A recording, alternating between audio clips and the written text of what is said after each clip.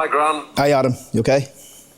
Yeah, well, thank you very much. Bit of a different location for you. How are you finding it? Yeah, fine. They're very quiet at the moment, so that's good. It's great. Obviously, the football club's brilliant at organising things like this, and obviously, Junior Takeover Day on Saturday is going to be great to see children smiling and enjoying themselves. Yeah, next generation of the club and all that kind of stuff. Important to get them in early.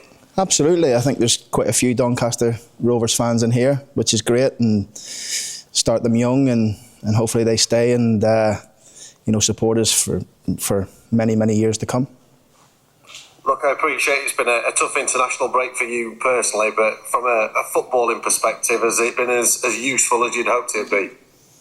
Yeah, it's been a nice time to get a bit of a breather into the players the first couple of days, and then the boys have worked hard, following on from that really, and it's been really beneficial and worthwhile, and we're looking forward to the game on Saturday. It's been a couple of weeks since our last game, so I think everyone's itching to get going. You had a few players away on international duty. Ted Sharman-Lowe got his England under-21 appearance. I imagine that he's buzzing about that, and you and everyone else are really pleased for him.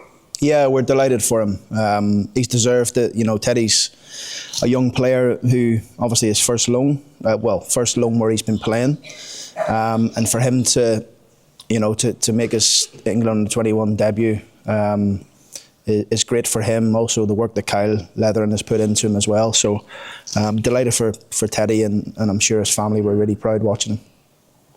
Deserved recognition for him, isn't it, this season? But it's also deserved recognition for Doncaster for getting him into the club, for giving him the opportunity as well. Yeah, I mean, when we spoke about goalkeepers in the summer, Teddy's name was the first, one that Kyle mentioned to us, and it wasn't easy to get him because there was quite a few clubs interested in him. We also wondered whether he'd drop into League Two, but I think he's made a really good decision because he's played, I think, every single game. Maybe if he had went to League One, would he have done that? I don't know. Would they have given him the chance and the time? But we have, and he certainly reaped the rewards from it. He's training really well. He's playing really well. He's obviously got the recognition from England, and now we just want him to continue for the rest of the season and hopefully keep some clean sheets for us and help us to where we want to be. Charlie Crew, Patrick Kelly, have they come back okay? Yeah, Charlie's obviously played the majority of the games for Wales, captained them as well, which is a great achievement for him. So that was good. Charlie trained today, looked a wee bit leggy, but he's fine.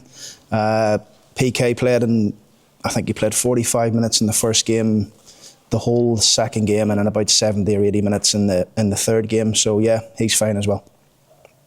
Anybody else back from the treatment room? I know you got 4 that you were concerned about and hoping for good news on.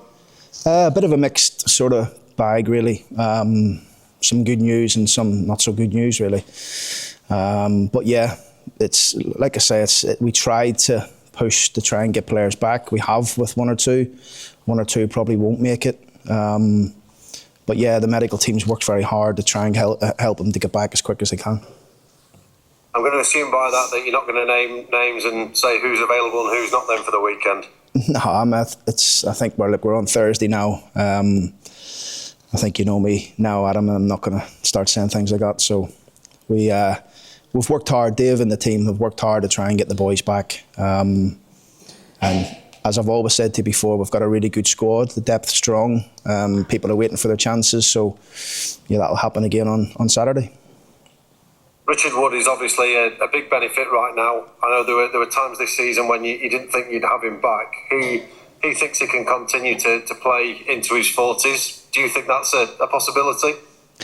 Listen, Woody knows his body more than anybody. I know he's sat right next to me. But he knows exactly what he needs and can do. So that's not for me to decide, really. That's down to him.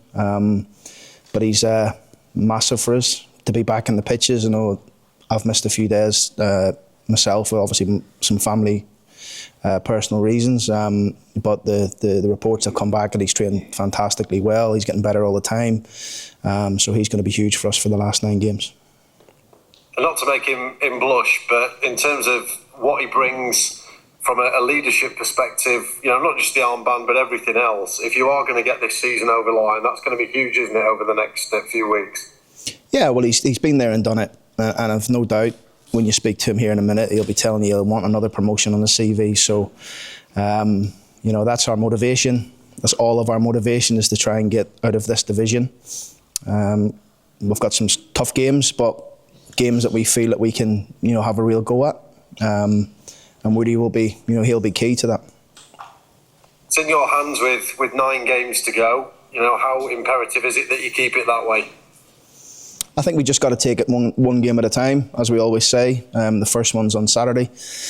Tough game. People might think, well, Carlisle, bottom of the league, it's an easy win. They've really, really improved since Mark Hughes has gone in there. Very experienced manager, probably over 700 or 800 games as a manager at some massive clubs, so he knows what he's doing. And his team looks stronger. The structure looks better. They've picked up some really good results against some of the top teams already. So we expect a very tough game. Yeah, they're giving survival a real go, aren't they? Dangerous opponents, really, if you get the mindset wrong and the approach wrong. I think any game in this league is, you've just got to treat it on its merit, really. You've got to focus on that game and not get too carried away of what position they're in, because I think anyone on any given day in this division can win a game of football, regardless of who they're playing against. So our focus really is just making sure we get our own plans right. Our game plan, making sure the boys go out there and try and deliver that to the best they can. It shows how competitive they've been over the last 10 games, that there's only been 1 goal in it in every single game. Obviously, they've had some wins, some losses, some draws. I mean, that should hammer it home to people what to expect, and probably the vital role that your supporters are going to play if you are going to get the 3 points. Yeah, our job is just to make sure the players understand that this is a decent Carlisle team, and people may think, well, how can you say that? They're bottom of the league. They're a different team since Mark Hughes has come in. So that will be the message. The players we've already spoke about that this morning to them, and probably this week. Cliff's mentioned it to them, and we've got to make sure that we know where their strengths are, but also where their weaknesses are, and hopefully we can go and hurt them. Are you excited for these next few weeks, Grant? Obviously, this is what it's all been building up towards. I know you stated your ambitions early this season. It's all still on the cards, isn't it, if you can put a good run together? Yeah, absolutely. The one game at a time, as we always say, and the next one is Carlisle on Saturday. We're hoping the fans come out and support us, and lots of the girls and boys here come and help us and get us over the line on Saturday. So we're looking forward to the game. Good luck with it. Thanks, Grant. Appreciate your time. Cheers, Adam. Thanks.